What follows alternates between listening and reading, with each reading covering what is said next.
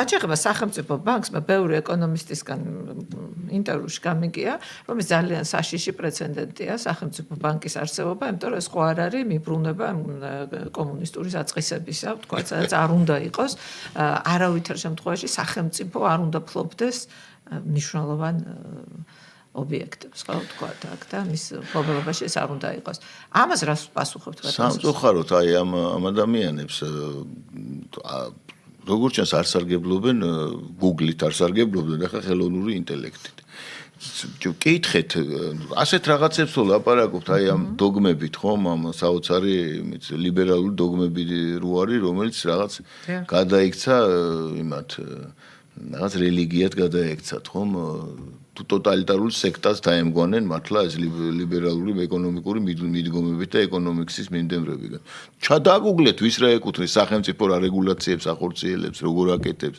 ან ხელოვნურ ინტელექტს კითხეთ დაუშვათ იმ ქვეყნებში, რომლებიც განვითარდნენ და სასაცილოა უკვე ამაზე საუბარიც კი ის რომ სახელმწიფოს აქვს ფუნქცია იმისა რომ დაუშვათ ეკონომიკური მთავარ რეგულატორისა და დარგების ხანგრძლივ დროში დაგეგმვის ფუნქცია შეასრულოს ისე რომ არ ელოდეს დაუყოვნებლივ მოგებას როგორც ბანკები ან დაუშვათ დაუყოვნებლივ მოგებას, ხო?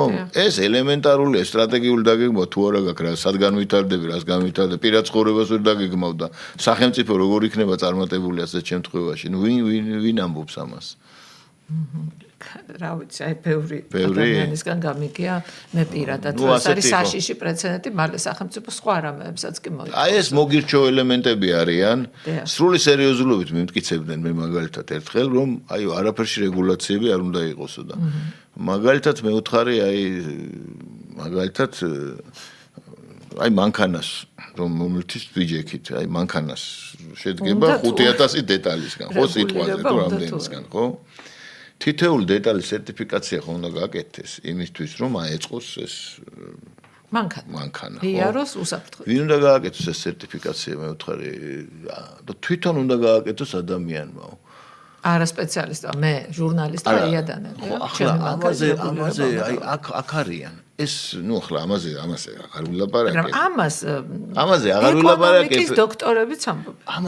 ამას ვამბობ, რომ აი ეს მითხრა გესმის და მე ახლა ამ საოცარი კონსტრუქციის აზრობრივი, ესე იგი, რა ვიცი, რა დავარქვა, კონსტრუქციის აზრფორმის ორიგინალობით იმდენად დავთქმი, რომ ესე იგი, რომ წარმოვიდგინე ახლა ეს რას ამბობდა, რომ ნუ ისტერიული სიცილი ამივარდა.